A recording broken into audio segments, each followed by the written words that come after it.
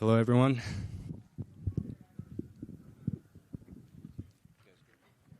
Aaron over here. Obviously, we've been covering you for a long time, and it seems like every interview, every media day, it's always, when are you going to go to the UFC? What do you think about fill in the blank UFC champion? But, now that you're only a couple days away from actually being able to call yourself a UFC fighter, I guess, what's the whole fight week been like for you? Yeah, it's been amazing fight week and being finding a balance of telling myself, wow, it's so surreal to be here finally, and after all the years of the ups and downs, to be in a place where I've always wanted to be, and I'm just really enjoying it and taking it all in and meeting all the new staff, and I'm the only thing I can say, it's just, it's been good. When Patchy did his first media day, we talked, and he was saying, over the last X amount of years, it's always, I train MMA, and the fans are always like, oh, you're in the UFC? And, they had never heard of Bellator, PFL, or anything like that. So have you gotten that same treatment, and now you can finally say, I am a UFC fighter? Yeah, that's it's always funny to explain to somebody that just doesn't get it. I have a funny story. My son is 4 years old, and we watch the fights all the time, and when I told him, Dad's going to fight in the UFC on TV. He said, wow, Dad, you're finally a professional. And I said, yeah, Dad's finally a professional. And it's funny. But now it's going to be, I don't really tell people, when I'm out in public, they always ask me, oh, what do you do for a living? And I just say, oh, I'm an artist. And I don't go into detail. But then if they pry, I'm like, yeah, I'm a fighter. But then you tell them, oh, I fight. Back then, I fought for this organization. They're like, "Oh, okay, so you're one day you'll be in the UFC." I say, "Yeah, one day I'll be in the UFC." And now, if I get that question, it's just, "Yeah, I'm a UFC fighter." The conversation is like, "Oh, wow, you're big time," and blah blah blah. But it feels good. You're also kind of in a unique situation compared to the Chandlers, the MVPs, and the Patches that came over, where you only fought for Bellator, PFL. You made your debut there. You didn't really have the other regional scenes. So I guess, has it kind of been surreal to, this really is the first time you've not been involved in a Bellator fight week? Yeah, I started my career. My first fight was Madison Square Garden, and we all know how that went. I can laugh about it now, but back then it wasn't funny. But yeah, I haven't had an easy road to get here. I really had to dig deep and ask myself, is this something that I really want to do? And the answer was always yes. There was never an option to quit. I always knew I was going to be in the UFC. I just didn't know when. And I think everything aligned the way it was supposed to since the beginning of my career to where I'm at now. And I have a lot of work ahead of me. But mentally and physically, I'm ready for all of it.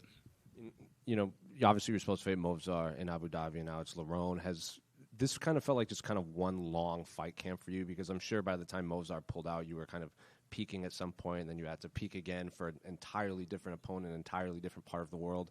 So I guess just how's the process been preparing for Lerone now? Yeah, and my coach, Greg Jackson, preaches that a lot, is staying in the process, and fights being canceled is part of the process, and I didn't get too worried about it. Hunter and I had a good conversation, and he said that I'm going to book you as fast as possible. I think I'm going to ask Lerone Murphy if he can fight. So I knew that August 16th was a maybe. So I kept pretty strict on my diet and took a few days off just to let the body heal, because I was preparing for August 26th and my weight was getting low. So it was actually a good timing. I called my strength and conditioning coach, Sam Calavita, and asked him what I need to do with the calories and this. And we came up with a good game plan, and I'm glad I'm fighting August 16th because I'm in better shape now than I was even preparing for the Abu Dhabi card. What do you make of Lerone as an opponent? Because obviously he's an undefeated guy. He's had some big wins. The last two, maybe fans think, could have gone either way. Some people thought Josh and Ige won those fights. So I guess, what do you make of his skill set as a whole? What I make of his skill set is he's 16-0 for a reason, undefeated in the UFC. He's fought some really tough guys. Yeah, my team and I have our work cut out for us for Saturday, and I'm not coming in here, taking him lightly. And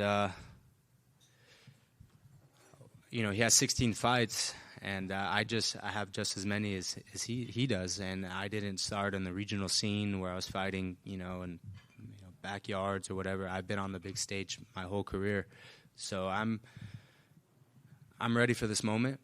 I just have to do my job Saturday and take care of business. Aaron, you mentioned the work you did with Sam Calvita at the training lab. You had Hamzat and Arman Sarukian around you as well. Can you just explain what that was like for you, and if you got to do much work with those guys, how did that elevate your mental and fighting game? Cool. Well, it was an honor to train with those guys. I think their mindset. I understand why they're the best in the world. Arman's number one. Hamzat's fighting for a world championship on Saturday, and it's really nice to be around guys that have the same mindset as you, meaning that when they come to train, it's all business. They're trying to be the very best, and when it came time to compete with exercises and things like that, we were trying to beat each other, and it just elevated our game, and we really pushed each other. And on another note, I want to say is that they're just really nice guys. Hamzat, I think, he is a killer and he wants to just maul people. But when you get to have a conversation with him, you see how he interacts with people, and he's a very kind man. And that was the biggest thing for me that I respect the most. And same with Armand. When I would ask him, "Hey, can you come drill with me?" He's like, "Yes, I'll be there." And he doesn't have to do that. So, yeah, they push themselves and they're killers, but they're also very just genuine, good human beings. So that was really cool to see. Yeah, I assume you believe in Hamzat and that he's going to win this fight. How do you think he wins? And I guess now seeing it firsthand in the training room, how unstoppable and difficult to deal with is his wrestling going to be for Dricus? Yeah, he's a problem. I think he can get a submission. But I know if it goes 5 rounds, he has the cardio in him to push the pace on Dricus, and that's not an easy task. But he really has taken this training camp serious, from what I see, and really tried to push his body to the limit. And I think he's just going to go out there and do his best, and I think he can get the submission. And there's a few people at featherweight who feel they probably have a claim to a title shot, and the winner of this fight may be one. And it seems you have got Alexander Volkanovski's attention. I know you said to Fox Sports Australia you would knock him out. He replied to that. I don't know if you heard it. He said, "I reckon I'd crumble him in the wrestling department. His best bet is to try and land a big shot. Other than that, I mop the floor with him."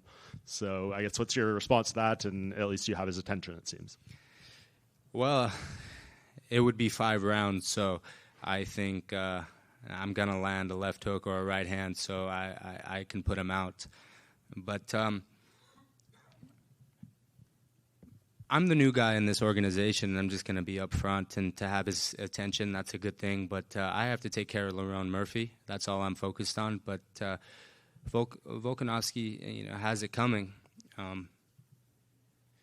Yeah, he's not an easy guy to fight, and I'm aware of that. And I look at who he's fought as far as the high-level wrestlers. He's never fought a high-level wrestler like me, and your time is coming. Is there any indication from the UFC, if you win this fight the way I'm sure you want to and are dreaming of, that you could get the title shot after this? No, the only thing is go out there and do your job, and there is going to be big things ahead of you, and that's all I've been told. And that's all I'm focused on. Just to follow up on Volkanovski, obviously, Saturday has to come first. I understand that's your focus, but to come into the UFC is obviously a massive dream and a goal for you. But then to be able to fight for the title against a man like Alex Volkanovski, possibly the best ever in this division's history, how exciting is that? Not just to fight for a UFC belt, but to fight a GOAT of the division. How exciting is that? Yeah, that's really exciting. It's a guy that gets me out of bed in the morning.